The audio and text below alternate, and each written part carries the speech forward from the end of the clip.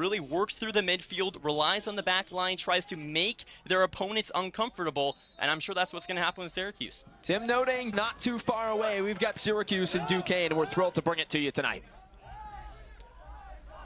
Plenty of characters getting involved early on in the season. Garrett Holman, the sophomore, gets his first touch. He did not feature much at all last year, but he's become a big piece early on. Some of these defenders trying to find their role. Of course, none more prominent than Chimre Omese. Immediately a flag goes up in the corner. And Omese had his hands all over one of the Duquesne attackers. Omese is going to be pivotal in this 2025 season for Syracuse. Hasn't got it going quite yet. That's Matthew Brick. Duquesne will get things restarted. They're going to pull out their keeper, Diego Chavez. And this is the perfect time to talk about what a fantastic player Chavez has been this season. 3 out of 3 starts. He transferred over from Colorado Mesa University, Division II. And he gets another start here tonight. But he's been fantastic. He has allowed some goals in some games, but he's kept Duquesne in some close games. A 3-0 win over Canisius. An early chance almost on the break. Passed out into open space.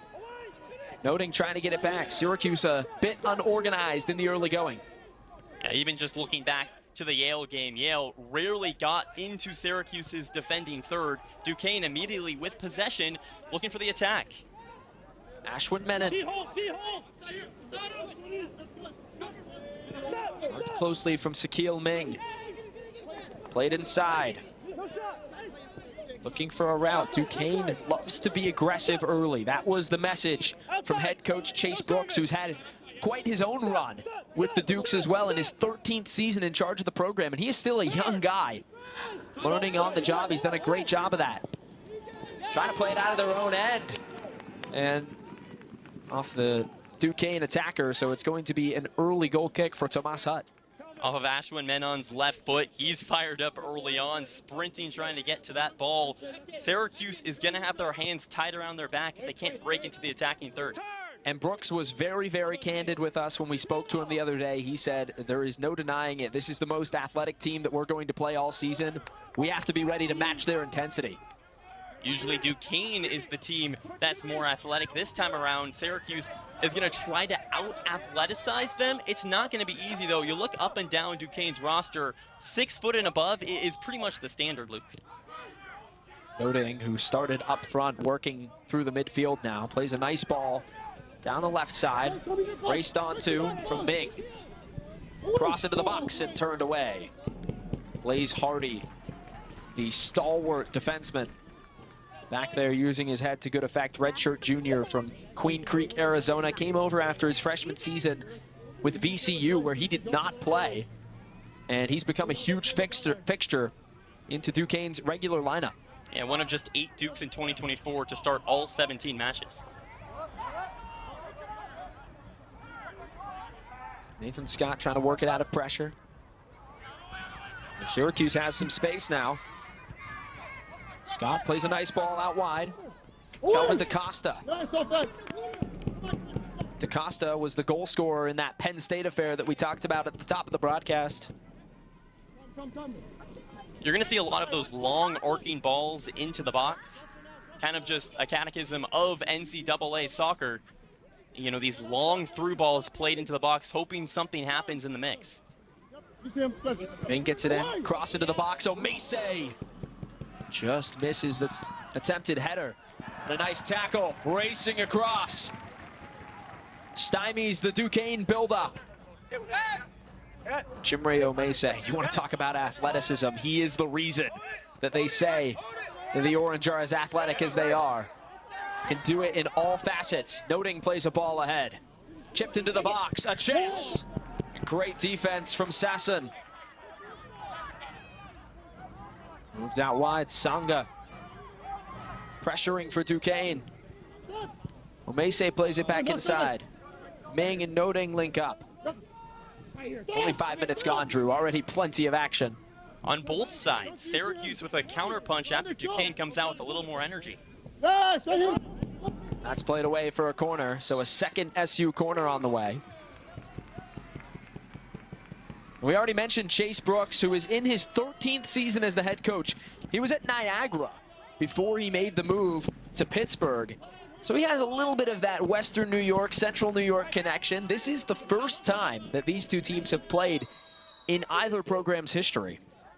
Talking to Chase Brooks before today's match, absolutely elated to come up here to the 315. Said he never has ever talked to Coach McIntyre, but looking forward to having some dialogue and ultimately getting a victory, of course. Almese ready for the corner again. Turned inside and punched away from Chavez off the volley. That one's going to go high. Kelvin DaCosta trying to do a little bit too much from outside of the box. That would have been an amazing goal, but just a tough one on the ball. Almost exactly what he did against Penn State. It's true. He had one bounce in that scenario, so it's a little bit different, but the talent for DaCosta is evident. One of 3 players tied with 1 goal to lead Syracuse early on in the season. Offense has been at a premium for the Orange, and that is really right now the task in training for Ian McIntyre, trying to figure out how to generate more incisive passes in the attacking third. Coach McIntyre discussed the opportunities were there, especially against Yale, just a 1-0 victory, but Yale had just 1 shot the entire match.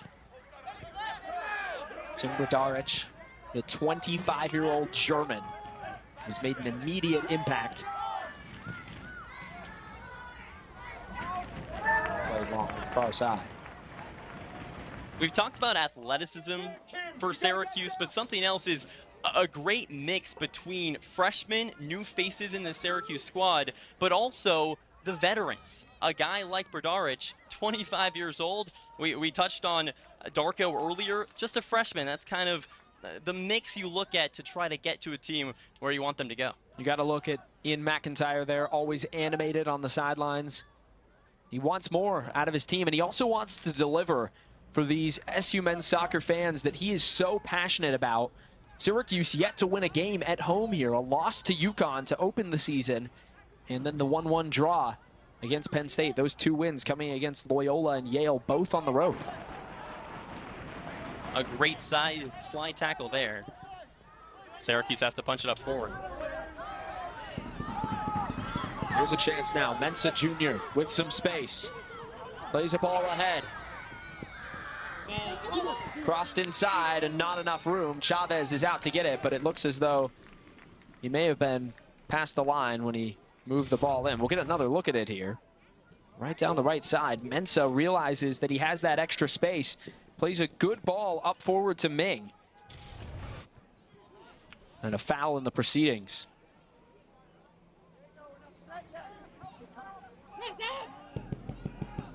Duquesne, on the other hand, yet to pick up a loss on the schedule so far. Dominated against Seton Hill, just east of Pittsburgh in Greensburg, Pennsylvania. Local school, and then tied RMU, another Pittsburgh derby. And here's an early foul. Dakota Yankee, none too happy. A lot of contact. Dakota Yankee just a little bit too much. He's arguing that they were both going at it, and I'm sure that's true. This time it goes the way of the Orange. Rather, it goes towards Duquesne, it looks like. Well, Zambrano was the one fouled, who is starting in his 3rd game of the season. He's appeared in significant time every single game so far this year. Daytona State transfer. 10 minutes gone, and both teams still trying to get that link-up play going.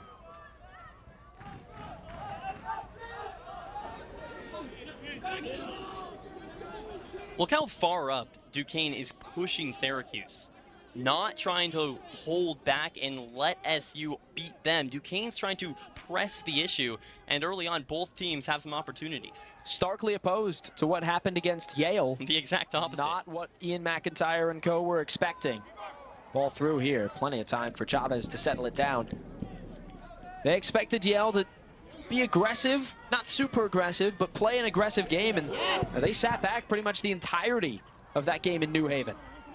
Out wide for Mensah, who's played forward a couple of times, and a nice tackle sliding across.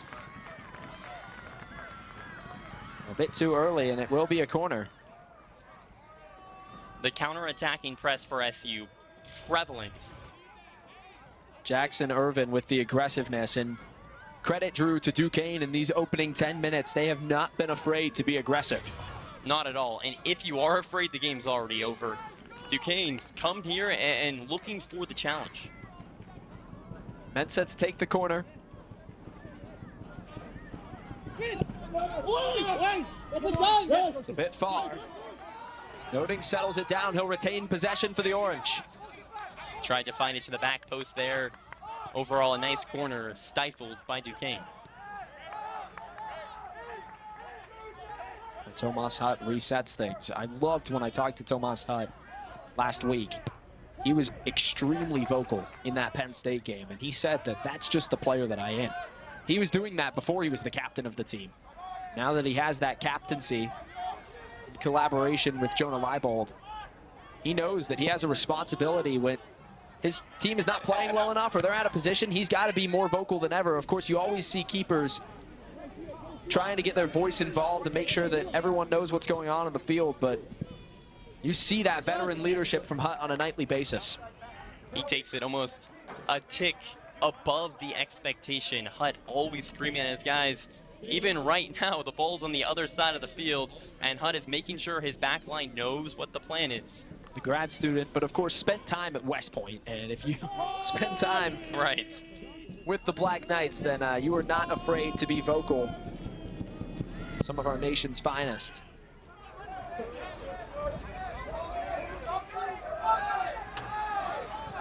The press from Syracuse early working on.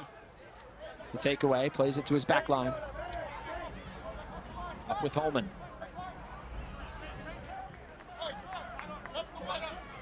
When the Orange lose the ball, Luke, immediately you see the press trying to make Duquesne uncomfortable. And it's worked in the early parts of this season and in the early parts of this game. DaCosta onto Omese.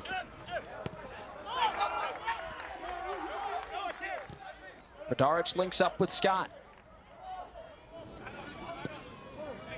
The versatility from Noding in the early minutes has been unbelievable, running more than anyone else in the field.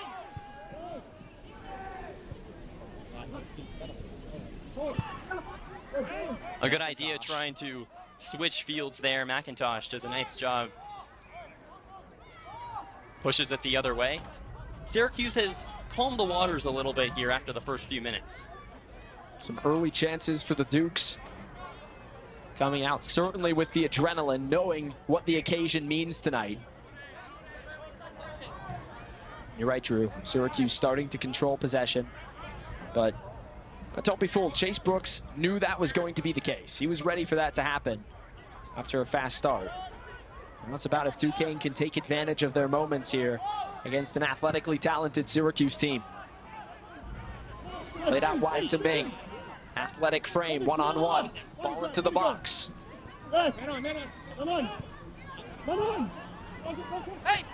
Sloppy in front. Dukes come away with it, trying to play it away, and that's out. Once again, the aggressiveness for the Orange pays off. Possession right back to SU. You can see Duquesne a little bit overwhelmed at times. Extra bodies in the box. Mensa to restart it.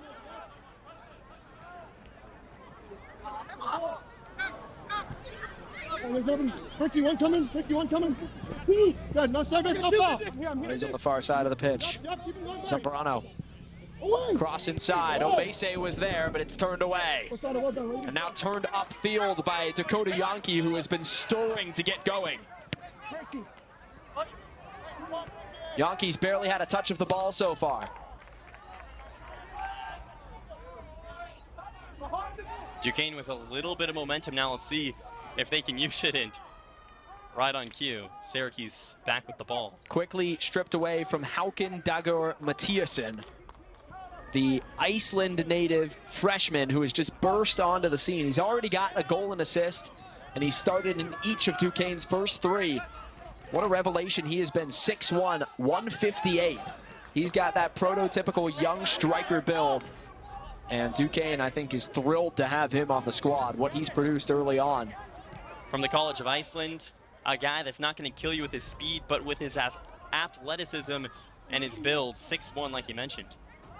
Nicely kept in play by Nudarucci.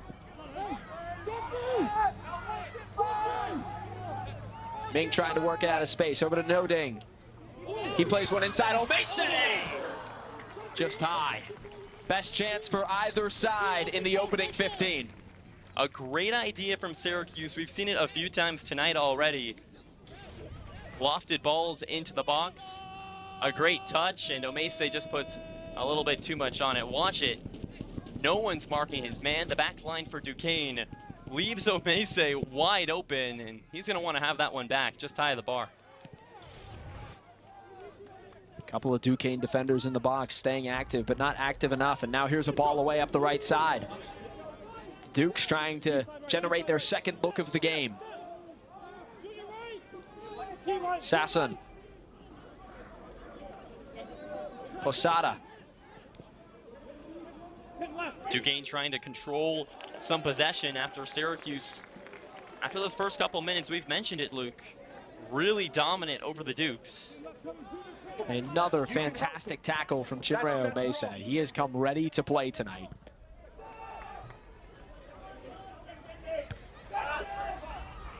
Blaze Hardy heads it back forward. Redshirt junior. This Duquesne Duke squad really works through the midfield. And you see it there, Benedix Benetson. Played down too low, and disappointment evident on the face of Omese from behind the ball. Not happy to not generate another chance, and Chavez tries to give his team a little bit of time to recuperate. Going back to my point, Grant McIntosh and Benetson in the middle two captains for Duquesne, really working the ball up. If they're not going, this Duquesne offense isn't rolling. Early on, there's been a few sloppy touches. Let's see if they can calm the waters and get it right back to SU. Well, there you have it. Syracuse ball on a grimy tackle in the corner. Mensah Jr. fighting for it avidly. And the Orange aren't going to make it easy. Mensah was a regular at Xavier last season. 16 starts. Lone goal fixture in that back line. Omese from that wing back position. Moves it to the middle for Scott. Noding plays forward. Sloppy pass. Duquesne has it back. Trying to get out on the break with numbers moving forward, and the ball's just played a little bit too heavy all the way on to Hutt. A little bit too much mustard on it, as I like to say, Luke. A nice idea, though. A foot made of lead there, though. 20 minutes gone. How have you liked the body language for Duquesne? Early on, Duquesne came out as the Energizer Bunny. They were pressing everything in the attacking third constantly, and since then, Syracuse has calmed the waters like I've mentioned it. Duquesne looks a little bit sluggish right now. Now, I will say, in the last 3 or 4 minutes, the tide has shifted towards the other side. Although Syracuse has dominated possession, Ian McIntyre, easily the more animated coach, pacing, sitting down, standing up. He does that no matter if Syracuse is 5 minutes away from winning the national championship or they're down 5 goals in an ACC match. He is always animated, loves to be vocal, and it's brought him a lot of success. One win away from being the winningest coach in Syracuse history. That's a sloppy touch. Potentially a costly turnover. Zambrano, his shot stopped, racing in for a second chance. And Chavez is there. Zambrano realizes he has some open space and does not hesitate. Right at Chavez, not too hard of a save there, but good to get the mitts loose.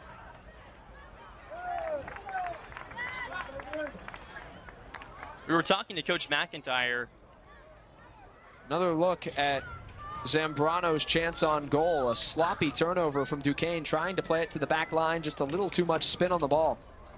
It seemed like the back line there was not in the right communication and opportunity. And really, Syracuse could have a goal either on that chance or the header in the box. Nudarucci was not giving up on that one. He was racing into the box, trying to see if he could tap in on a loose ball away the high velocity shot from Zambrano. And early in the season, Duquesne has had a plethora of goals. It hasn't been that easy for Syracuse, Drew. Not at all, and Coach McIntyre is fine with that at this point in the season. He says the chances are there, they're not falling, but they will soon. And early on in this contest, that's very evident. Well, the only team that scored a goal against Duquesne is RMU. That was a couple of goals quickly out of that game. I was bringing this up earlier. You could have one heck of a Pittsburgh derby for soccer. You've got Pitt, a top 10 team. Duquesne's feisty. You've got RMU just up the road who put up 2 goals against them. The only team to score against them in 3 games. I don't know what Carnegie Mellon's soccer team looks like. I think they're due 3, but could be an exciting tournament for the future. You're a Pittsburgh guy yourself. I think it would be a highly anticipated event. Syracuse pressing Duquesne backwards a little bit. See a more compressed look on the defensive side. Ming trying to break it down. Cross inside. Omese, loose ball, a loose boot. Straight into the chest of Hardy. The ball cleared away.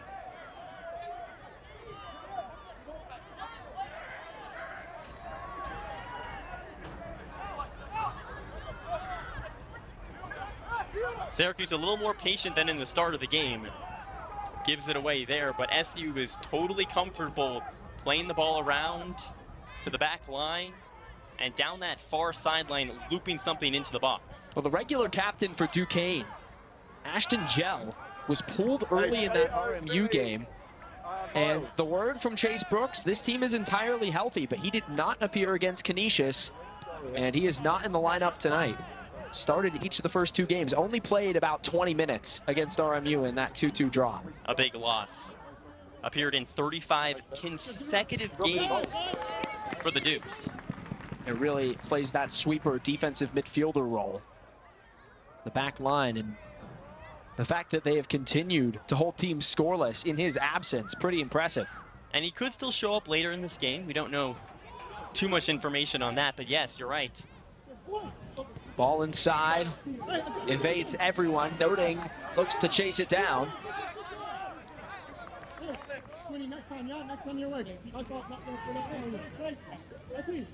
The back line for SU all the way in the attacking third of Duquesne. Some contact on the way through for Zambrano, and he loses it. Shouts from the crowd, they want a penalty. And now knocked down is Omese, and that will be a foul. It's going to be a chance on goal here.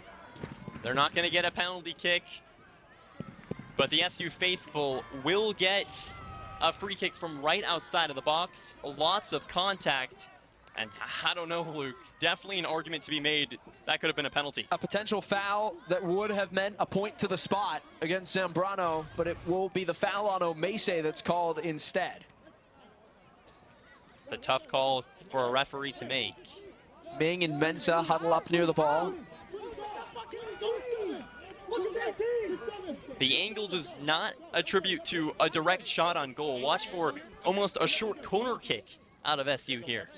Leland Grant, our head official tonight. Mensah. Just high. Mensah with a tremendous chance on goal. Yields nothing for Syracuse. And he came forward with a heavy strike. You never know in a situation like that where you're going to see it go. Right over the crossbar. Had to put a lot of power behind it if he was going to score that one past Chavez. Syracuse women's soccer will be celebrating Senior Day this Sunday at the SU Soccer Stadium as they play host to an in-state rival, Cornell. Game time is 1 p.m. Can't make it to the game? Be sure to watch it live on ACC Network Extra. Every Cuse click counts. Rain or shine, yesterday's game for women's soccer was a monsoon. Does not matter, but the field in tremendous shape today. Took a walk out there before first kick, and everything looks good. And a tremendous evening for soccer. Oh, it is beautiful out here. Early September night. If you came into Syracuse for the state fair, you would have done well to stick around for some ACC soccer. State fair wrapped up back on Monday. to the box. Chance, and Chavez is right there with the sure hands. Chavez making it look easy. Comes off his line, goes north and grabs it high above everyone else's head. Chavez, the definition of consistency. Well, yeah, he logged 3,700 minutes at Colorado Mesa, the Division II level. This is another level, though, and he recognizes that. Already has to go against Acosta there. It'll be Duquesne ball. Already has 4 saves this year. Hasn't had to make a ton of saves. Syracuse has tested him just once on goal. He is prepared to be the #1, though. There is no doubt about that. He started 41 consecutive games to finish off his career without a break. Well, ahead here, and now a chance, but the offside flag is up. Dakota Yankee breaking forward. His frustration early has been evident. Clearly unhappy about the lack of the ball that he's seen. Yankee leads the Dukes with 3 goals, 2 coming against Canisius in a 3-0 victory their last time out.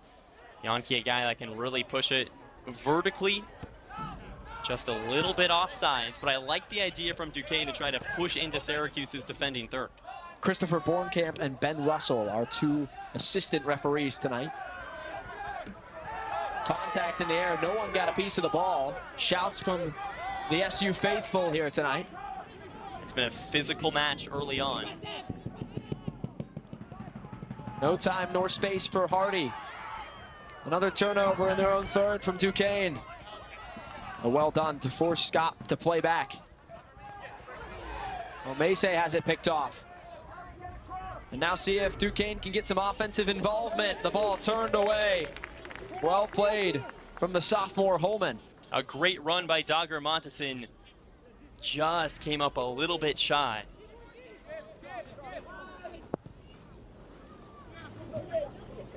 Trying to break through that back line. Couple of chances in the last 5 minutes.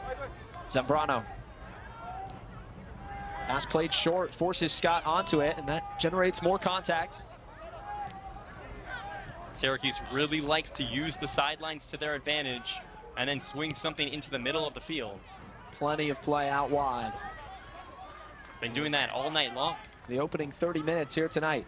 Zambrano gives it away sloppily.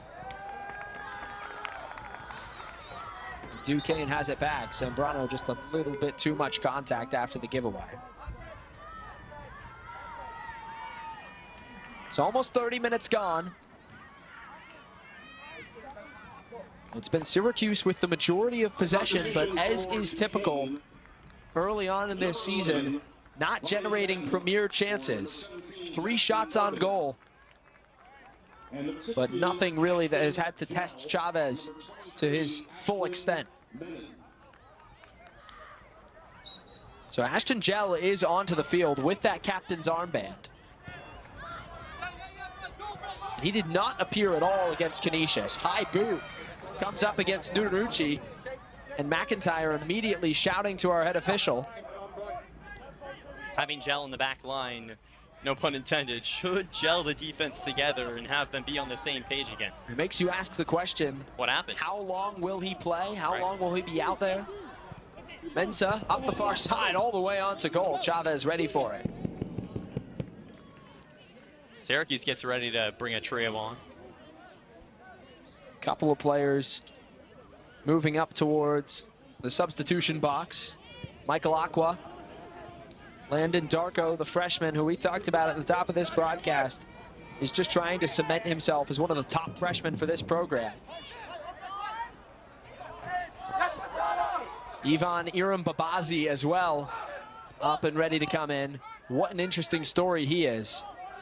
From Ghana, the freshman, 21 years old, but stands 6'5". Played 61 minutes against Yale in his first appearance. That was his debut with the Orange, did not play. He only arrived with the squad just over a week ago. One of those guys you send into the box for a corner assuredly. His 6'5" frame. All 3 of them headed onto the pitch. And you can see the size there. He's the last one, number 6, Iram-Babazi.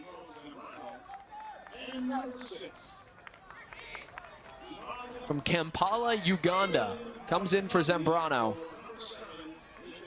Landon Darko also comes in. Didn't start today, Luke, but he came through against Yale, the only goal of that contest in a 1-0 victory for Syracuse. You may see him play in that number 10 role. He can be an offensive threat. Duquesne's possession, that's a foul. A lot of contact from DaCosta. DaCosta all over top of Yankee, who's down now holding his left leg. And he seems to be all right, limping it off.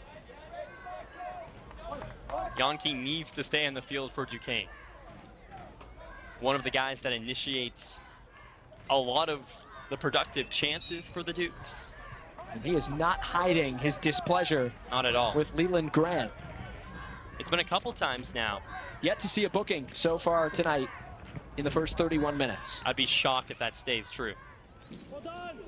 A shove off the ball there. That draws some shouts from the Syracuse bench. Grant lets them play on. Ball played into space. Nobody there for Syracuse. We expected this to be a competitive game, and it is that. Posada plays one to the midfield. Balder. Off for Sasson. Dagor Mathiasen.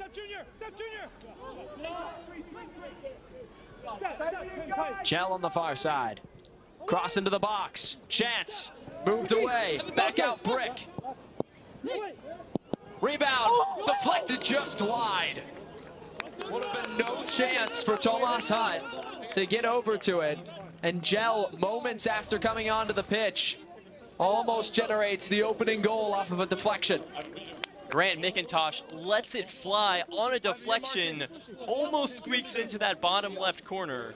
Would have been nothing that Tomas Hutt could have done about it. The chance continues, though, for Duquesne. McIntosh takes the corner. I'm watching red. Yeah. There's 12 minutes in this first half remaining. Played into the box, swung forward, Hutt is out. Let's see if SU can go on a counterattack here. Noding trying to generate something. It's knocked down nicely, but he's right back onto the ball. What a play by Benetson. The through ball on the way, sticks his left foot out, a deflection, and those are the types of plays that aren't going to show up on the box score, but could be pivotal when all is said and done. Another trio headed on for Duquesne. Number 22, Tyler Cato for number 7, Hakan Dagor Mathiasen. Miles Imperato on for Hakan Dagor Mathiasen. Imperato a little bit more experienced, the sophomore who, although has not featured in a game until this year, he was with Indiana his freshman season in the Big Ten. Big time player on their practice squad throughout the year. Badaric.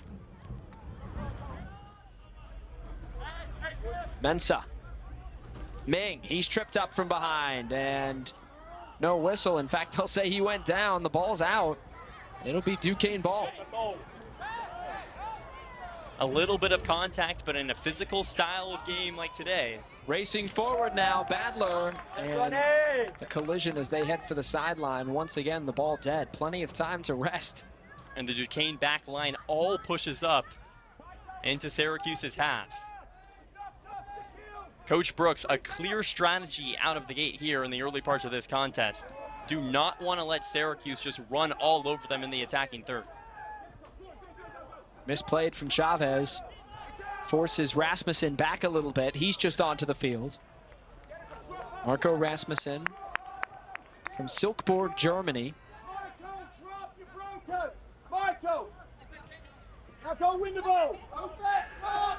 Rasmussen in his freshman season really proved himself as the year went on. He ended up playing the most minutes of the year in the final game of the season. That one's chipped forward. Hutt was looking for it. And the youngster Holman slams the ground in frustration, knowing he should have let Hutt play that ball. Almost a dangerous situation, playing it away from his experienced keeper. A great ball to Imperato. And a nice defensive play, but Tomas Hutt probably could have had that one. Rather be safe than sorry, though. Duquesne now with a corner kick. He surrenders the corner to the Dukes, who are starting to generate more offense as the half's gone along. Duquesne with 8 guys in or around the box. Aggressiveness early on. They know what's at stake. The freshman Posada to take the corner. Almese onto it first. Played back in and cleared out. The defense has left something to be desired a little bit for Syracuse. And immediately noticeable, here's Iram Babazi.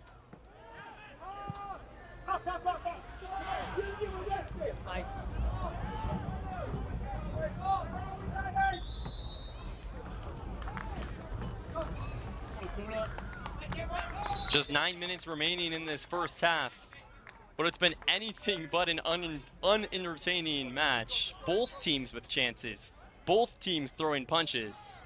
A similar strategy out of the gate, trying to force the issue. Syracuse has had their moments, but credit to the Dukes. In the last 10 minutes or so, it's really been Duquesne applying the pressure on SU. Iram Babazi. Mensah. Back for Brodaric. He gives it away. Duquesne has it once more. Cato plays out of space. Ball forward, and the offside flag up again. Not even close. Ronnie Badler way offside. Badler with 2 goals on the season, looking to make it 3. He had 1 versus Canisius. The Israeli striker in his sophomore season. Played in the Premier Israeli League before making his way over to collegiate American soccer.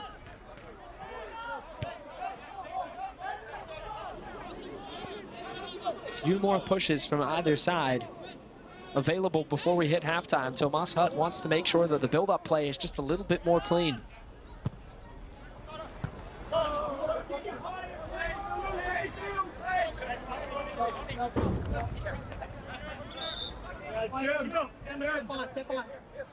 And coming up at halftime, we'll talk you through some of the features from earlier on today. Louisville takes down Stanford, the giants of college soccer, #1 in the coaches poll, and a 1-0 loss today. We've also got first half highlights and stats. Take a look around the ACC as well. Plenty of action tonight and Sunday to look forward to. Got a couple teams in action tomorrow as well. What a final that was between the Cardinal and the Cardinals. Not to be mistaken, of course. Stanford dominated the game, particularly that second half, but could not get one to go. So a much needed and resounding win for Louisville. Duquesne can maybe take a page out of Louisville's book, maybe get an early goal. Obviously now the first half is almost come and gone at this point, and then playing some good defense. Both teams applying pressure, both teams with chances. That has to be the strategy. Just try and manage as best as you can and see if you can see one go into the back of the net. A turnover now and a chance for the Orange. Mensah plays to the middle. Aqua. Hardly full power on it. Easy enough for Chavez to get across. A little flick to Chavez. Makes it look nice and easy. That Duquesne line has collapsed all over these Orange attackers. And Aqua cannot get his body over top the ball. Can of corn for Chavez in goal. Sloppy play by SU there. And the whistle does blow. No advantage accrues. Duquesne will continue play. Move the ball up the field. And you play it out. They're making sure that they restart from the right spot.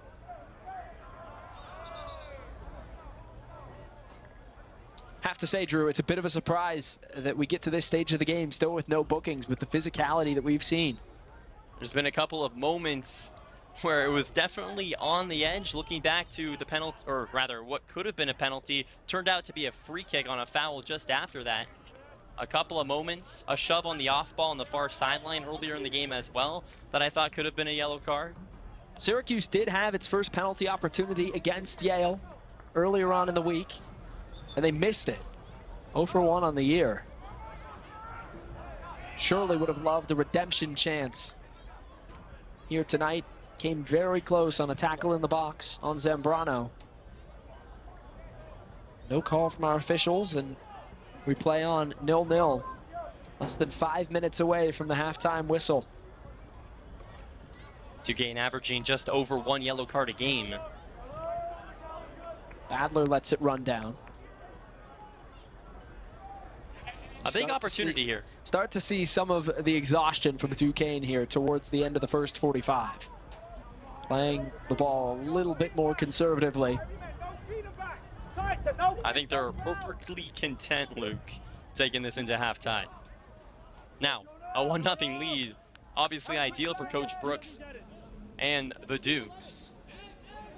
We didn't ask, but Coach Brooks strikes me as the type of coach that, although he would be satisfied with the draw today, he wants a win. For sure. This is a team that won 11 games a season ago, had a disappointment in the A10 tournament, losing in the first round to Fordham. They want to correct that this year.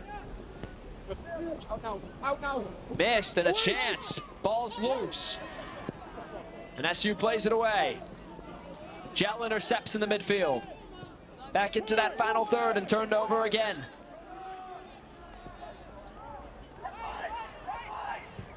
Moved up, across, and just a little bit too far for Callum Lugden. He lets it go. He slipped on the turf. Lugden onto the field, a freshman from Portland, Oregon. Lost his balance there, and it's unfortunate for Syracuse. He's already shown a good touch early on in the season. No regular season goals, but he scored against Mercyhurst in one of the exhibition games. Another exciting prospect, and that is on top of just having results that matter after these guys train all winter long. It is very exciting to see these freshmen kind of settle into their shoes and see who's going to make an impact once ACC play rolls around. And if Syracuse wants to get back to that upper echelon team in the ACC, it's going to have to rely on a lot of those young guys. Of course, the national champions of the NCAA in 2022. And that feels like a long time ago. After last year's 7-7-3 season, only 2 wins in the ACC, Ian McIntyre knows that there's a standard to be upheld here with the program that he has crafted. Hard contact on the far side. You're right, Luke. A steady downhill trajectory in the last few seasons for Syracuse. Hasn't been disappointing, you know, when you look at it in the larger landscape, but what Coach McIntyre built in 2022 has been lost just a touch. Think back to that team, players like Levante Johnson, Nathan Opoku, who are now playing pro careers in MLS and overseas. Opoku still signed with Leicester City in the Premier League.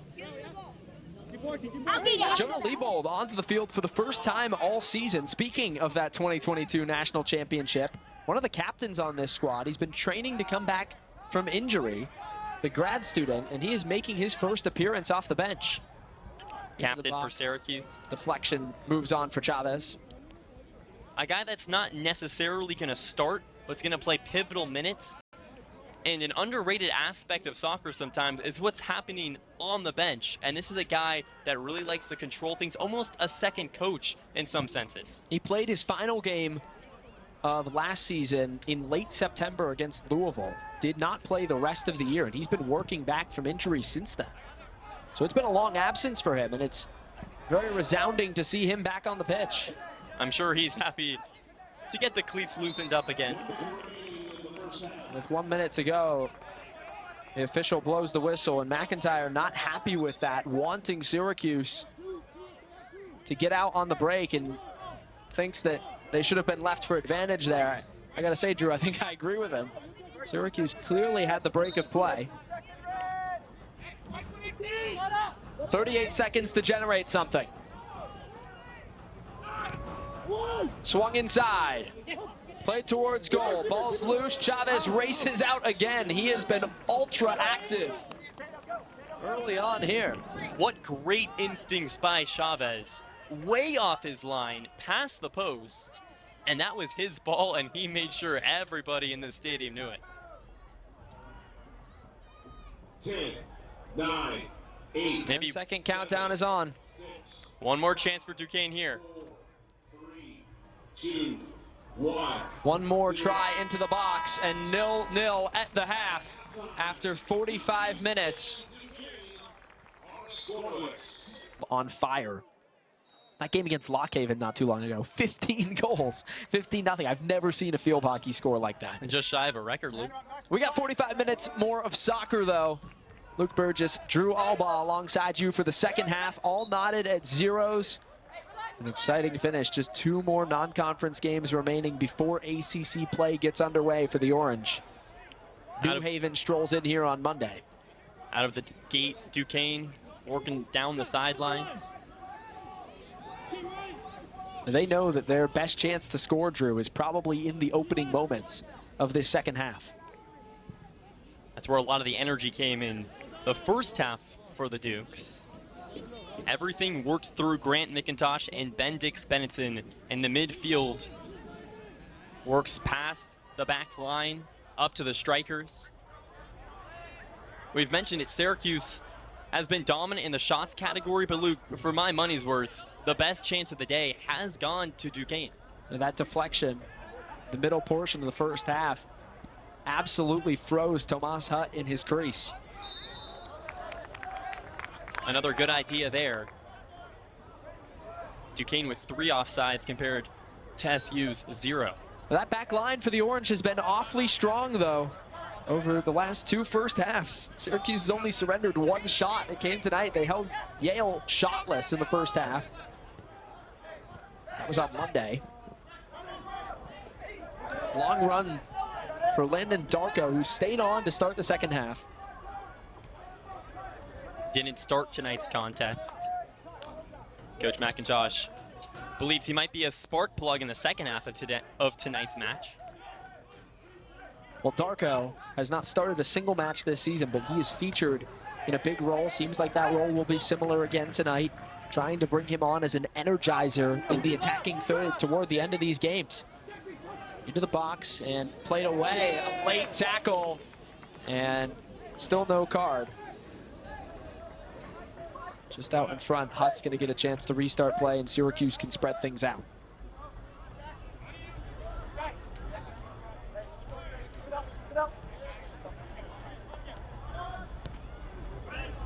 But not a physical first half in the eyes of Ian McIntyre. And you have to give him credit. The way that these games have played out in the opening games of the season, there has been a lot of physicality, a lot of cards. That potentially a product. Ball swung inside here. Chance as it gets loose for Kelvin DaCosta, but he can't catch up to it. Once you get into ACC play, everyone's a little bit more drilled. Maybe it's a different story. Those games, you see much more skill-based, passing-based possession. It has been scrappy tonight, though. Maybe not physical, but it's certainly been scrappy. Both teams just trying to jockey for a little bit of extra time on the ball. The style of college soccer allows for more through balls, high arcing balls into the box, athleticism, physicality, not necessarily always having the ball at your feet, but creating opportunities from these long balls. You're not going to see the volume of slide tackles that you've seen tonight, though, when Syracuse matches up against Stanford in 7 days. There's just no way it's going to happen with the quality that's going to be on both sides. And credit to Duquesne. We've talked a lot about that athleticism Syracuse brings. The Dukes have brought that as well. Mensah breaks around, gets one down to Scott, and he's jockeyed off the ball by Sasson, who plays it forward and earns the Duquesne goal kick. That's huge. Masterclass by Sasson. Swings his left hip around, guards that ball out of the byline. And just like that, Duquesne with possession yet again. Watch this Syracuse attacking 3, all the way at the edge of the box. Maybe aware of the fact that the ball could get mishit. They're going to be ready for it. They're not going to miss a chance. An opportunity is presented to them. And just like that, SU back with the ball at their feet. Shouts of handball from Sasson.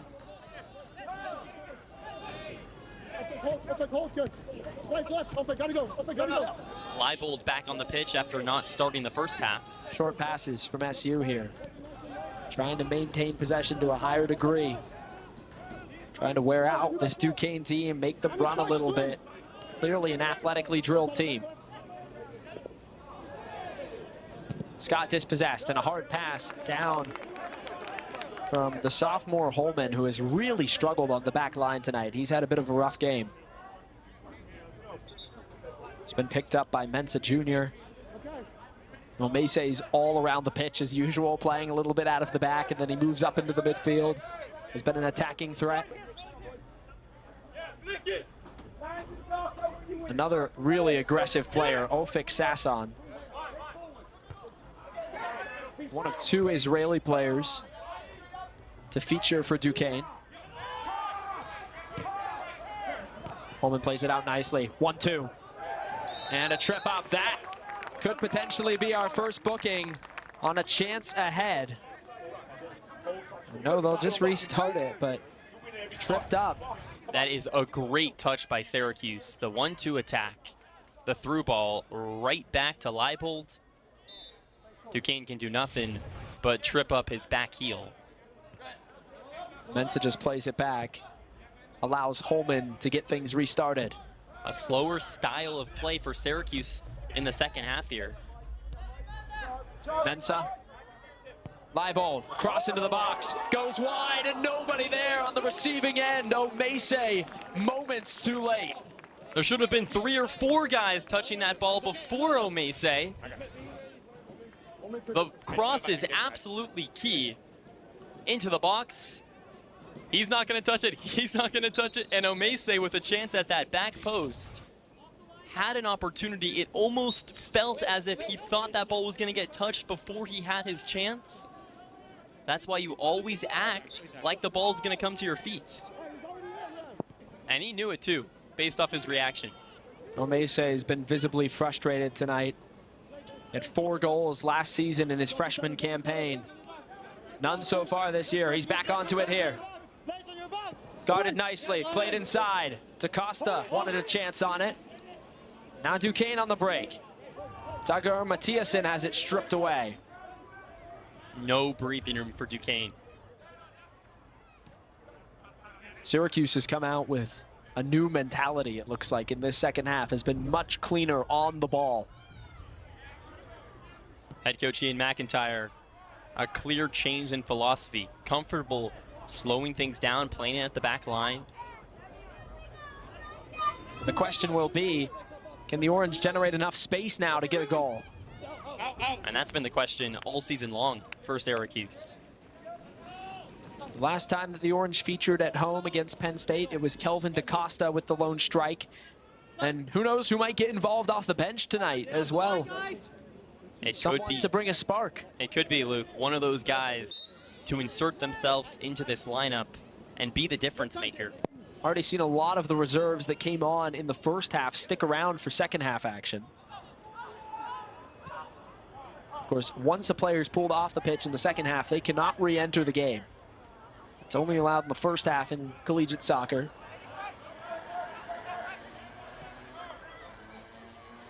Talking to head coach Ian McIntyre prior to today's match, was saying yes, the Yale game was just a 1-0 victory, but a byproduct of that game was that they didn't have to run that much. Their legs are fresh. They were in their attacking third for pretty much the whole contest. Aqua.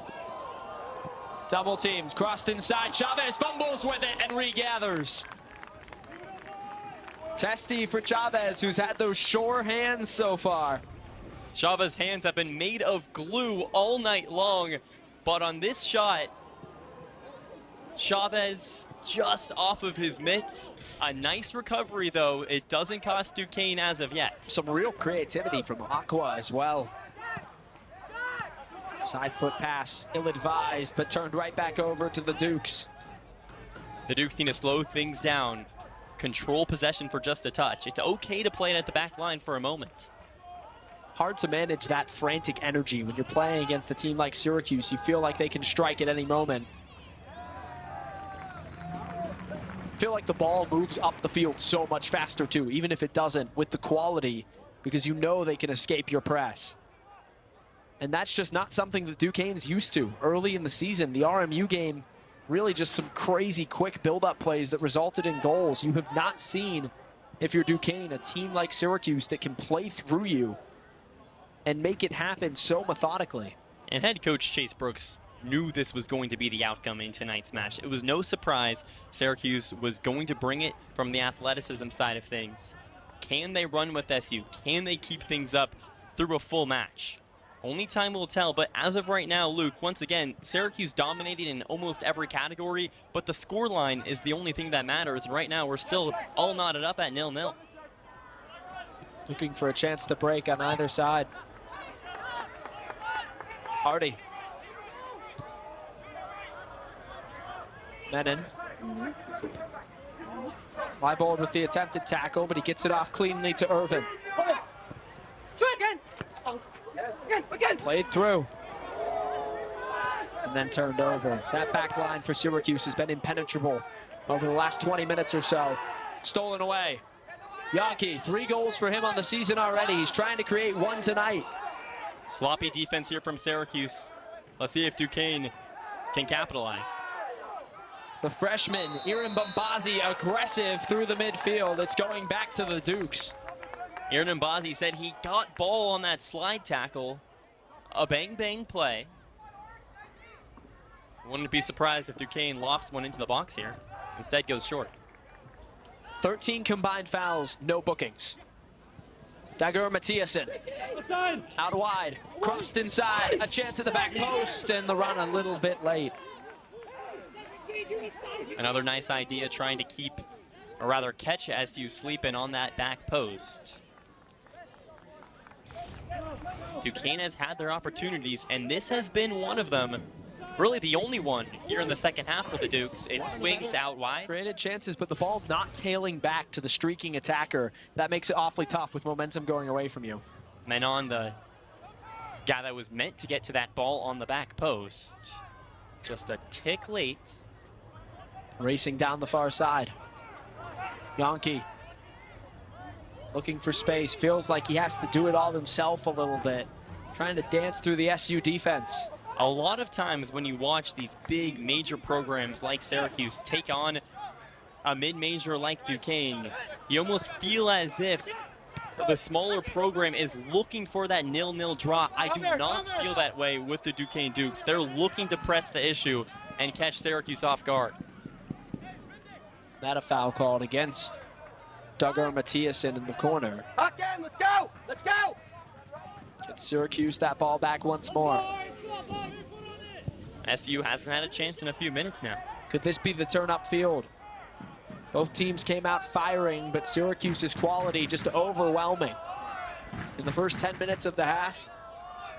And since then, Duquesne has started to turn on the Jets a little bit, taking advantage on some turnovers, but no quality chances to test Thomas Hutt. And even when Hutt was tested, like we saw against Penn State, he's been brilliant early in the season. I would love to see Darko and Aqua at that front line try to make a few more runs. Oh, now a little bit of a late whistle and some disbelief from Nathan Scott, who cannot believe he's being called for a foul here.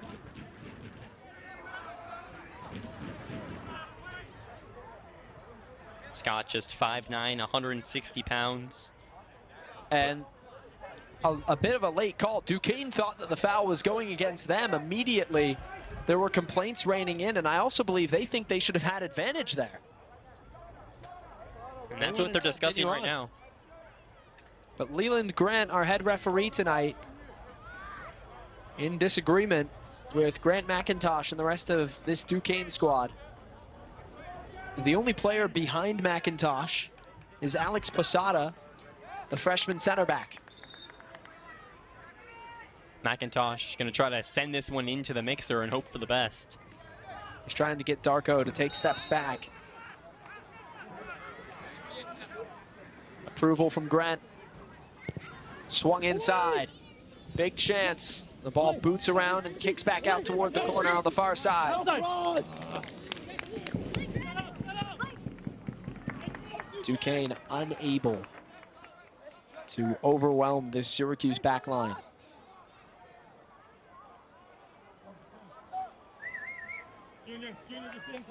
And they generate a corner here, an excellent chance to try and crack the score sheet. Fourth corner of the night for the Dukes. Syracuse came out of the break on fire. Since then, it's really been Duquesne with the response. And right there, Tomas Hutt leaps to the sky. Gets two hands on it. Tomas Hutt, it's been so good all game long, all season long for the Orange. Comes off his line, goes high for the ball. Flunked pass there for Aqua. Forces Syracuse to play it back. Holman's way out wide. He has to stretch a pass in for Hutt. It just never feels like Tomas Hutt is going to make that big mistake to cost the Orange. Duquesne's going to have to beat him, not rely on him to mess up. He is the first repeat two-season starter for Syracuse since Russell Shealy, who was one of the biggest impact players on that 2022 national championship team. A year of transition after Shealy left with a couple of faces in goal, and then Hutt now in his second season as the #1. Point blank simple. If you want to win the whole thing, you need a sturdy keeper. And Tomas Hutt in the early parts in this season has been that. Sekio Ming comes back on alongside Nudanucci. And Jonah Leibold, it's got to mean a lot to him to be back out on the field tonight. Get some approval from Ian McIntyre and the rest of his bench. Nudanucci back out on the pitch. Ming on as well. Aqua heads off. So full-on three-man substitution. Nudanucci played his first 3 years at Grand Canyon. Another one of the transfers expected to make an impact. He's an all-WAC second-team player in 2024. He was maybe the guy who was expected to have the goals, not Tim Brodaric, who's got one early on in the season, the center back. But really, Luke, there hasn't been much goals for anyone for this Syracuse team. Another classic gritty match, physical. It's going to come down to the wire. Miram Babazi plays it up and turns it over to Duquesne. Great turn. Dagur Mathiasen, you see the quality when he's on the ball. The Icelandic youngster. Touched away on the corner. Played up and off to the races for Bennetson. Inside, chance. And it's in! Dagur Mathiasen continues his hot start to the season. Duquesne strike first.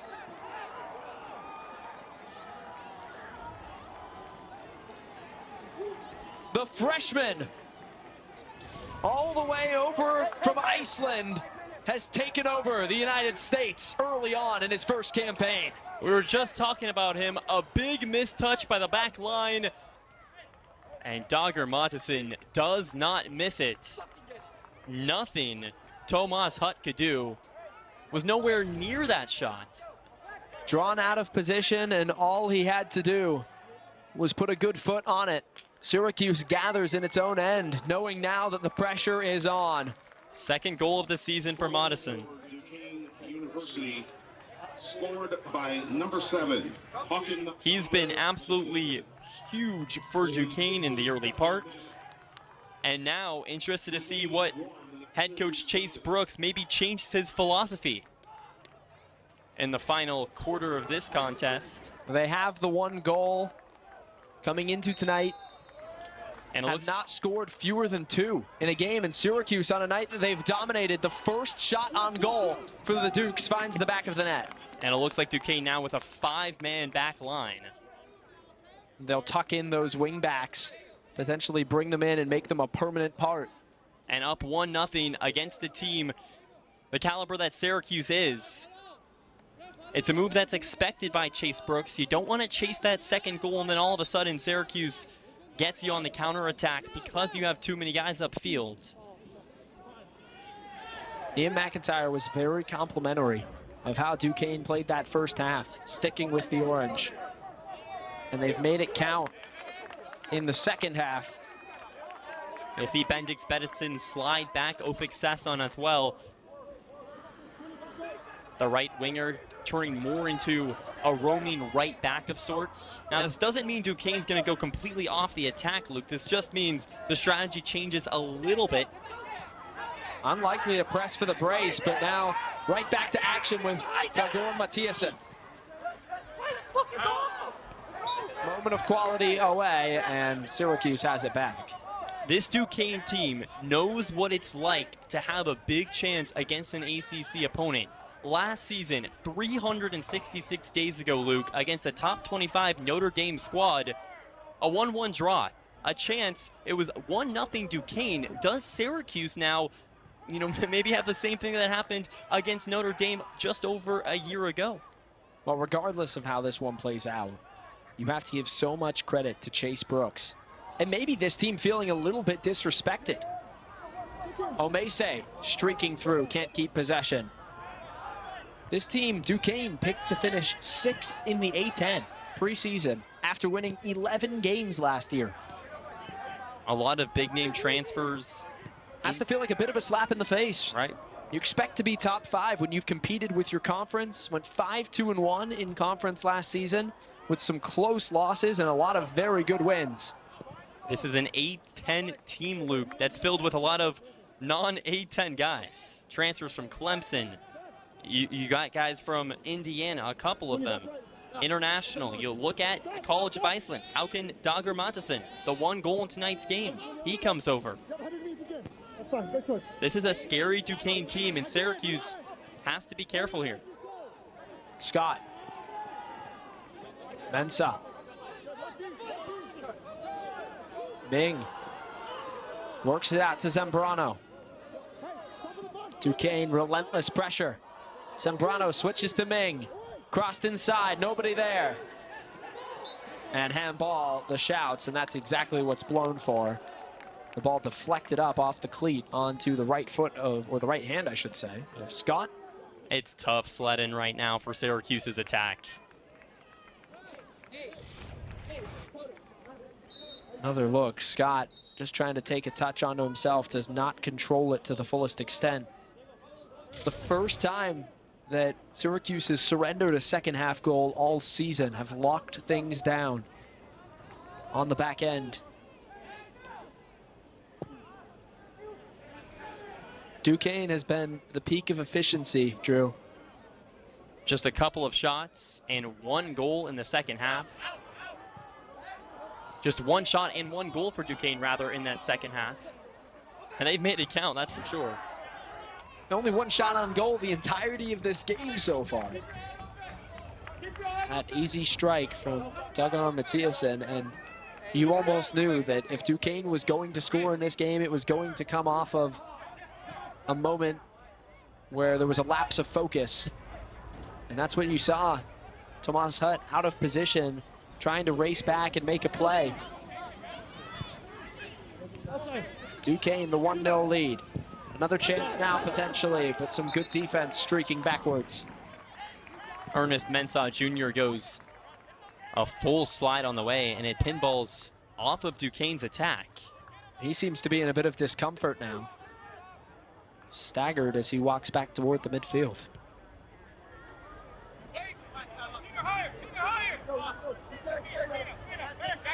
Coleman. Mensah. He's played the entire 90 minutes. He's a workhorse. Nudanucci in a one-on-one battle, and it's flicked away by Hardy, who's the workhorse of Duquesne. Let's go. You don't need a midfield player. All of a sudden, the spotlight goes away from the attacking 3 for Duquesne into the back line. Tim Noding onto the field. Clemson and Pitt in a marquee clash this evening in the ACC. That game final, and plenty of scoring in that one, Drew. The Tigers a 3-2 victory against the Panthers. A top 10 clash. Clemson, the better team ranked-wise, and comes out with a whisker, a 3-2 victory. That's a big win against Pitt. Chance now. Again, Gagor Mathiasen has it stripped away and straight into the grasp. Hutt knocks it down and then corrals. 7 yellow cards between Pitt and Clemson. The officiating crew may be a little bit more liberal with pulling out the bookings in that one than they have been here tonight.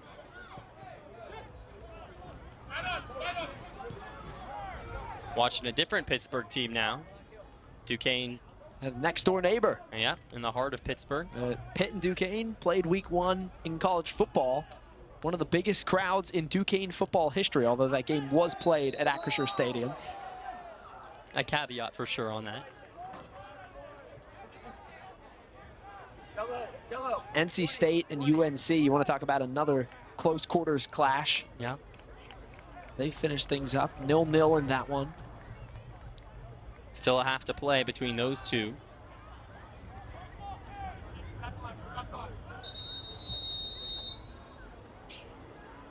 Couple more really strong teams, though. We're going to make an appearance late in the season. You see a couple of Duquesne players here in the moment of stoppage, stretching out the legs, trying to keep from cramping up. And Diego Chavez giving his guys an opportunity to catch their breath. When all is said and done, if Chavez can maintain a clean sheet against Syracuse, he's by every match the man of the match. Has faced 7 shots on goal. Now granted, a lot of those weak chances from Syracuse, soft touches from outside of the box, but there's been a couple where Chavez has really had to dig in, and he's made those saves. Credit to him. He's not been afraid to be aggressive tonight. Made his presence known. Zambrano. A great tackle. Gives it away. Holman keeps it on the Syracuse side. No one can come onto it. And it's turned away up towards us here in the press box. Right back into play, though. Holman, and foul off the ball. Bit of a scuffle going on between Nudernucci. If the ball comes up here, Luke, can you make a nice touch or two? We're in close quarters. That would be about as impressive as you can get, I think, Drew. Sure. More impressive than Duquesne on top 1-0 here? They have put in one heck of an effort tonight.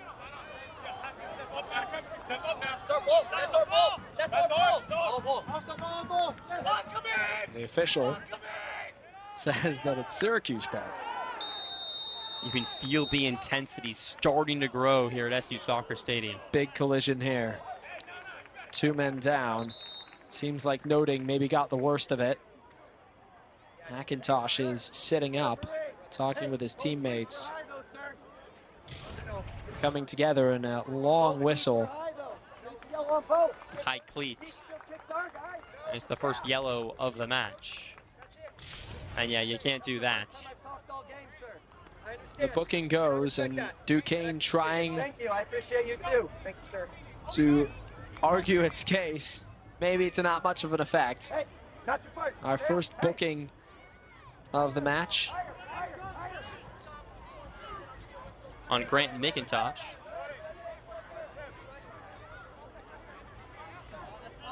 And a high cleat draws our first yellow card with only 20 minutes to go in the match. There have been a combined 17 fouls. Yeah, not a lot of yellow cards. That's our first booking, though. McIntosh's first yellow card on the season. Just the 5th player from Duquesne this entire year with a yellow card. No red cards so far. Yellow card has been issued to Duquesne. Holman. Number 6, Grant McIntosh from the second. Nice catch with Hutt. Substitution for Duquesne, number 16, Mensa. Ashton General, and number 23, Ashton Menon. Hutt forced to settle down. A laser coming back from Holman. The gravity of the situation starting to unfold for Syracuse. ACC play right around the corner. This is a game that you got to have. At least try to scrape a tie. Lost 1-0 against UConn. And now here's a chance. Breaking forward for Ming. Cross into the box. Just deep, settled down. And forced to retreat was Kelvin DaCosta. He's onto it again. Touch to Omese, just wide.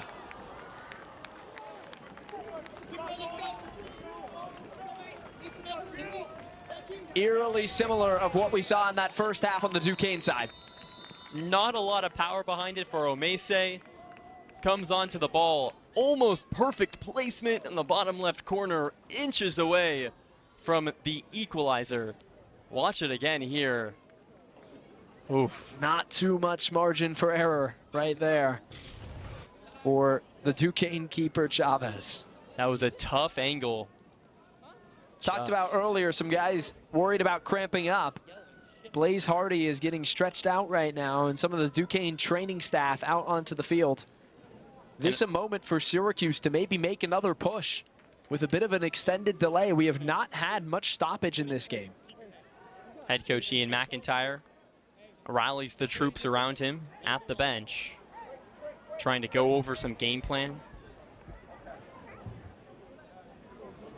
Revitalize this offense that's been dormant really all the way since 2023. We will change to a 3 at the back, a 3-4-3, right? And eventually it'll be Carlos through the middle, Chim on the right, Wright on the left. So Q on the right, Tim and Nate in the middle, right? Gavin will come on when he's Tim and Garrett. You still play until I make that switch. And then at that time, we're man to man, right? It's got to go forward. Chim, you got more legs? Okay, let's go. Keep playing first. Not right now. What? Look, eventually it's going to be like that. Right, eventually it's like that. Not yet.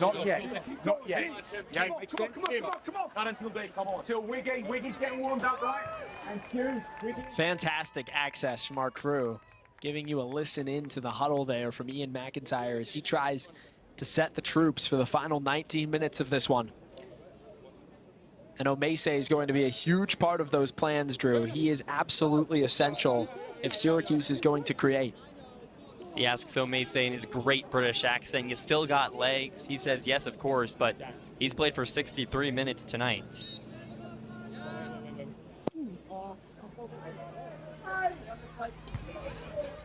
All about controlling the final 20. And flipping it to Duquesne's perspective, this is a huge opportunity to not just draw Syracuse, but just outright win. Would be a massive upset. Now a chance away. Zambrano's racing forward. Chavez has to retreat. Ping ball between the two. Away from Mensah. And he loses it on a nice tackle as he moves into a trio of red jerseys.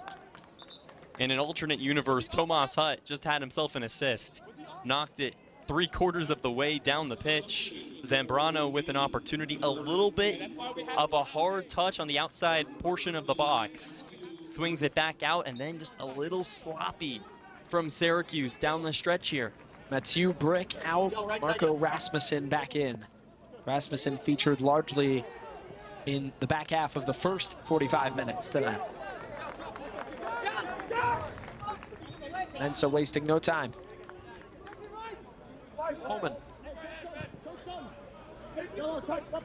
Rasmussen listed as a forward, but can also play back in the midfield, and that's what Coach Brooks has him playing today, or rather in this last 18 minutes of action. Mace swings it back, all around to Hutt. The story tonight has been domination from Syracuse, but no goals on the board. Starkly the opposite of what we saw against Penn State, where the Orange locked things down in the second half to force a 1-1 draw. That was the last time that the Orange played here at home. They are yet to pick up a win at SU Soccer Stadium, and a ball into the box. Too hot to settle down. It all started from a great ball to Ming, controls it right at the byline. And one of the better opportunities for Syracuse. The cross comes in from Zambrano. No one's home, but SU still threatening with the corner kick. The stadium vibrates as they get ready to play it in. Chance outside the box for Ming. Played inside, and Chavez handles it easily as he goes to ground. I would have loved Ming to just rip one there. Ming with the ball right outside of the box.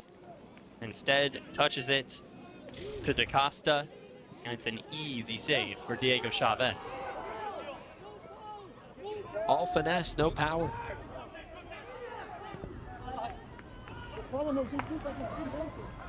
The result tonight for Duquesne would just mean a tremendous start to the season for the Dukes. Forcing mistakes against this Syracuse squad. A yell of excitement from Jackson Irvin. When we listened into head coach Ian McIntyre just moments ago, the intensity was there, but there was no panic. This Syracuse team still knows that it not only could get the equalizer, but potentially score a couple. However, as every minute passes, that possibility becomes harder and harder to realize. Tired legs as well. That may be a foul. Syracuse keeps the ball on a push in the back. Ashton Gell, who did not start this game, made his return to the lineup tonight off the bench. Assistant coach Adam Mitchell up in arms in his 7th year for Duquesne. And he's been booked. He was proclaiming from the sideline, and Mitchell gets the yellow card. Ironically, the second yellow card of today's contest goes to Coach Adam Mitchell, one of 3 assistant coaches for Duquesne, the most tenured of the 3. The other 2, James Faint and Grant Gloriso.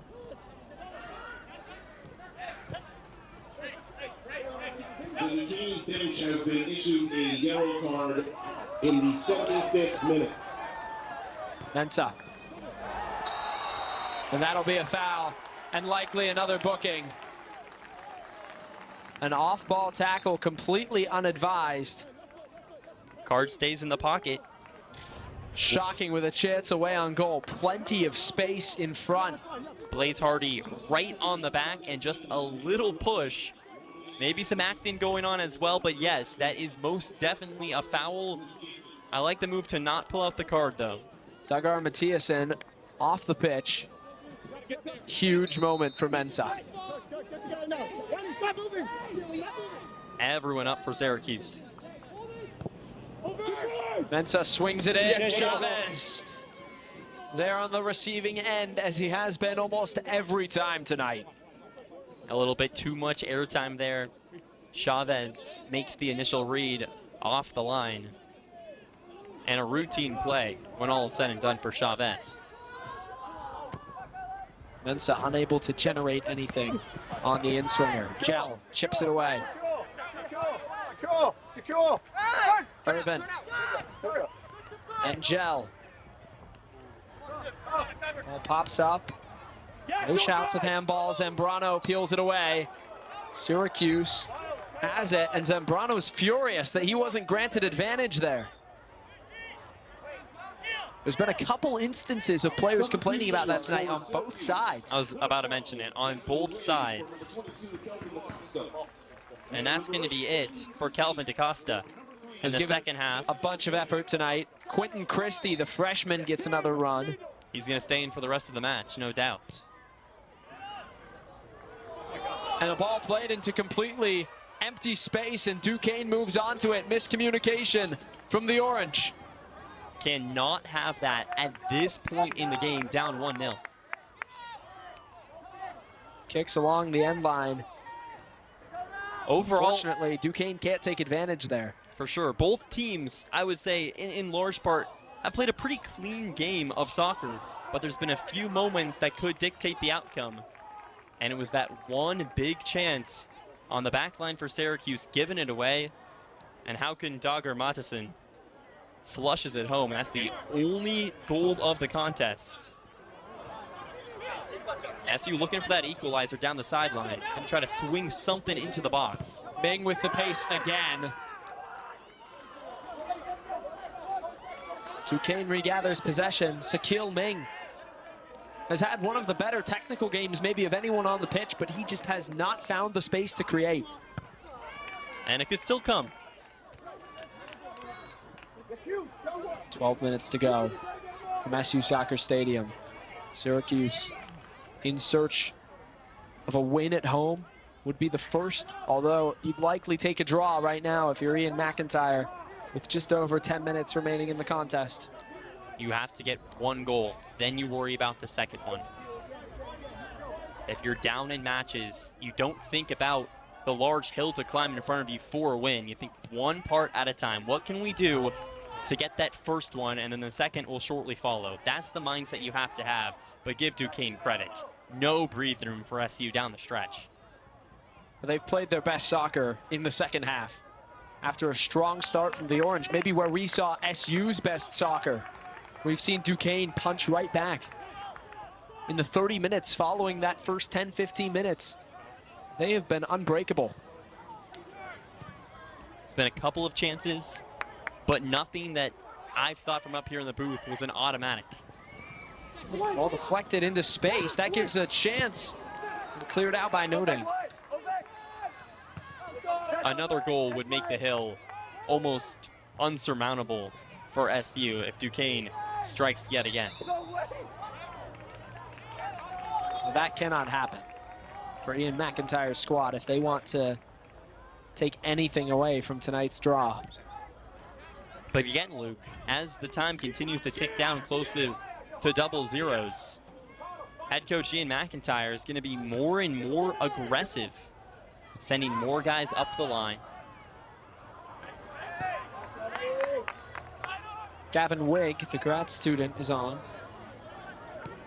Former Western Michigan man. Joins up with the rest of that back line. Noting staying back a little bit more as McIntyre commits some more bodies forward.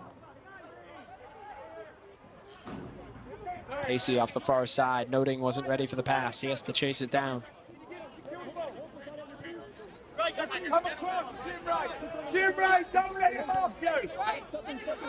Noting. Sakil Ming and Quentin Christie, the wingers, pressing up almost more like strikers, trying to force the issue. Could be a costly giveaway there. Loose ball, and it's a race for it. That's won by Brodaric. Quick action. Just gotten away from Hutt. Badler entered the game just a couple of minutes ago. He featured in the first half as well. Making sure his legs are tired on the bus ride back to Pittsburgh.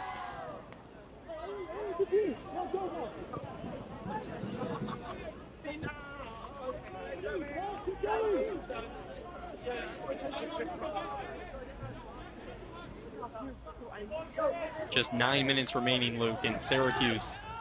You can feel some of the desperation starting to unfold. Seems a bit as though they've struggled in the second half to create through the midfield like they did in the middle portion of that first half, early in the second half tonight. Building up through guys like Nathan Scott, center midfielder. Hasn't happened.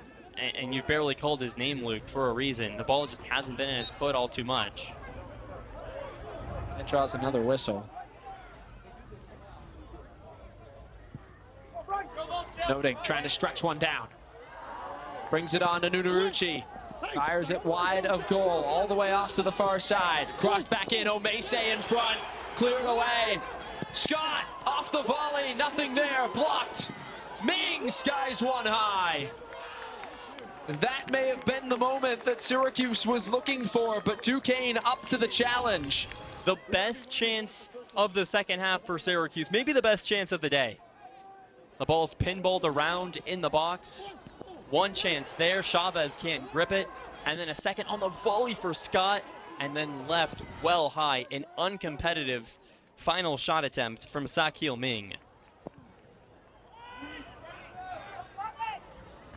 The Syracuse men's soccer team will be back in action Monday as they take on New Haven at 7 p.m. here at SU Soccer Stadium. Can't make it to the game? Be sure to watch it live on ACC Network Extra. Every Cuse click counts. And every Cuse touch counts down the stretch here, Luke. 7.5 minutes to go, and the pressure is building. Duquesne did not stop for the whistle there. And McIntyre, hands above his head, shouting out, trying to get the players on the far side of the pitch to hear him. Does he go back to the bench one more time? Nunanucci. Wig. Ming. Looking for a moment of quality, can't find it there. Brodaric. Zambrano. Holman to the far side. Shifting that Duquesne line around. Looking for another swing into the box. Double teamed without help. Tries to sneak it through the pair of them. It's turned back out to Holman, who pops it forward for Noding. 9 shots on goal for Syracuse. And you can do the math. That means 9 saves for Chavez. Swung back post. Misses everyone. Quentin Christie.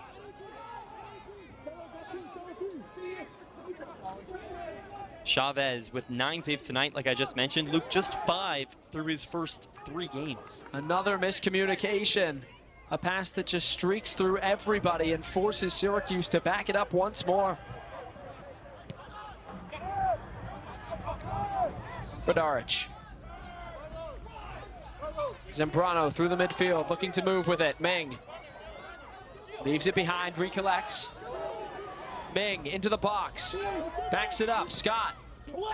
Cross far side, Omese's in the area, and it's pushed wide. Christie has to run it down. Back in front, Zambrano! Duquesne bodies in the area again.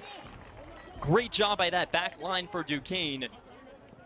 Impressive stuff by Zambrano, though. Moving in the opposite direction his momentum's taken him. Watch this cross into the box, off the chest.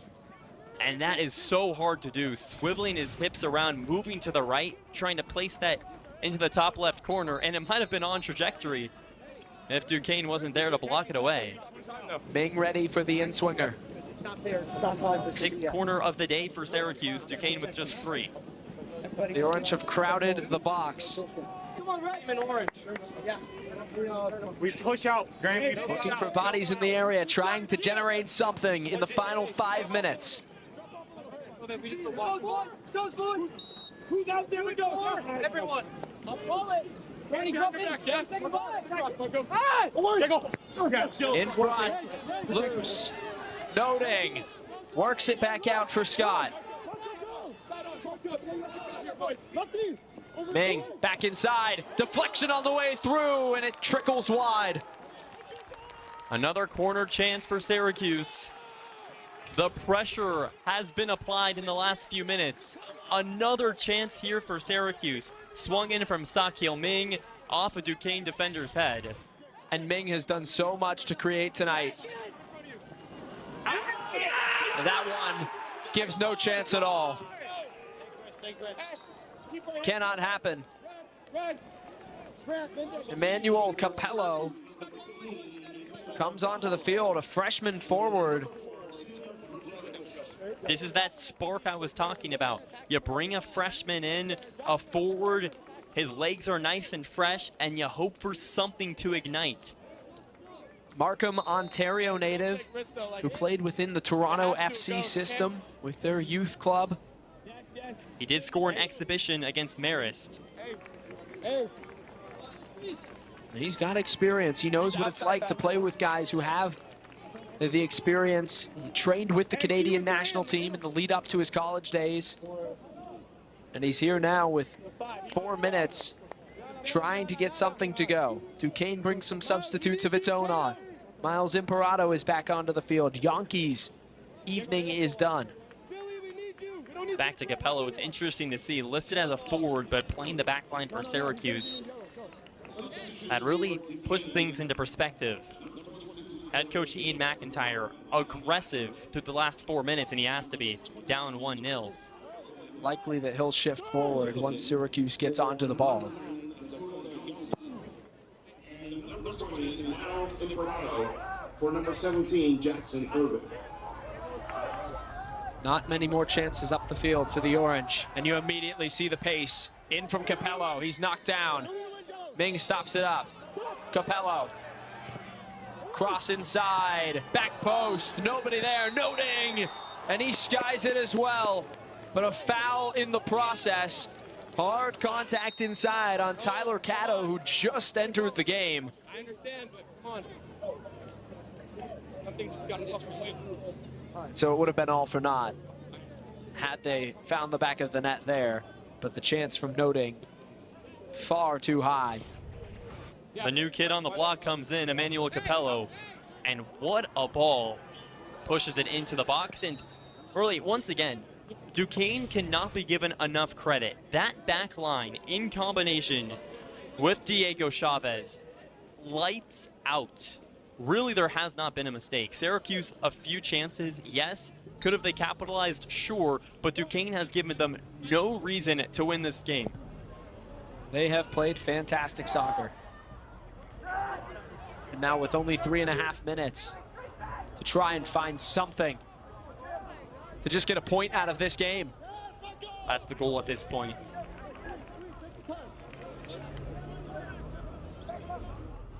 The Orange winless at home this season. A draw against Penn State a week ago. And one of the major storylines coming into it, can the offense figure it out before ACC play? A 1-0 loss to UConn in the season opener. And tonight was a big test to try and pick up that first win, Drew. And in this match, the answer unequivocally has been no. The chances have been there, yes. The shots on goal have been dominant, 9 to Duquesne's 2. But at the end of the day, you don't get paid to put shots on goal. You get paid to put them in the back of the net. And Syracuse has not done that. And you see the hustle from Capello, who's working as hard as he can to try and move the ball upfield, but only just over 2 minutes. Duquesne a chance to pull off a massive upset. Head coach Ian McIntyre gesturing everyone push forward. This is the last big chance. Have to create momentum. Ball played long, and it'll go back to Duquesne. 2 minutes where they only need to control. 21 guys all in Duquesne's half. Tomas Hutt, the lone in Syracuse's defending half. Well, the moment of brilliance tonight came from Håkan Duggar Mathiasen, the freshman who came into tonight with a goal and an assist on the young season. And he has proved that that was no fluke. In the right place at the right time, a miscommunication from the SU back line. Credit to Duggar Mathiasen, but that was put on a silver platter for him. A big mistake by Syracuse. Slots it in the back of the net. And now SU's trailing. Hunting, searching for that equalizer.